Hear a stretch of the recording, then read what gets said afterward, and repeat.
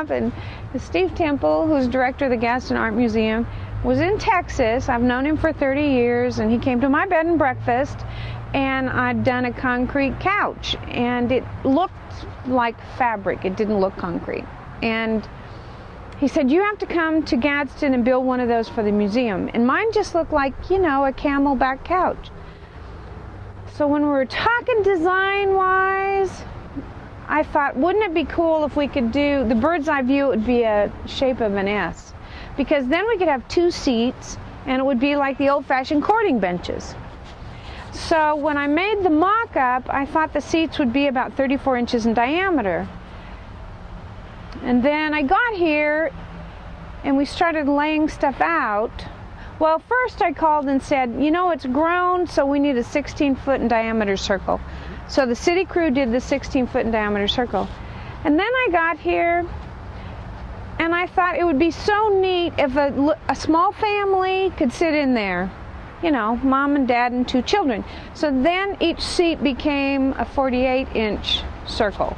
Well, then everything got bigger, and we really weren't sure where the design was going to go. And then I saw all the Alabama license plates that said "Stars Fall on Alabama," because we don't have that in Texas. And I didn't know that was an actual incident in history. I thought that was cool. So then we wanted the idea of "Stars Fell on Alabama," and I wanted the other design elements to be sort of indigenous to Gadsden. I keep hearing about Nakalula Falls, and it isn't exactly Nakalula Falls. It's waterfall and pond area and more waterfall. So that's this part. So I love the internet because I can go to Google Images and get 800 images of the Milky Way.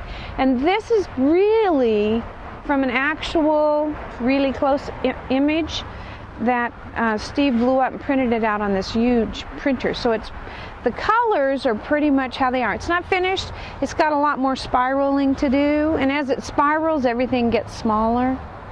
So that's the Milky Way. And then we wanted the idea, since we're right here above the river, we wanted the river that went all the way around the bottom, which it does. Thanks to Harry, who's a great worker.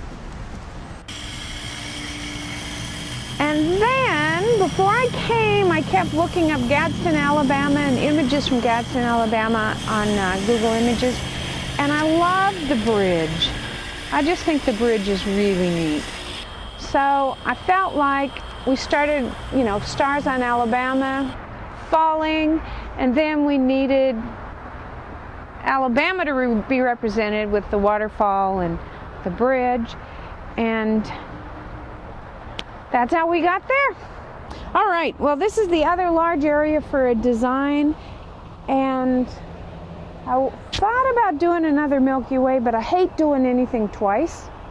So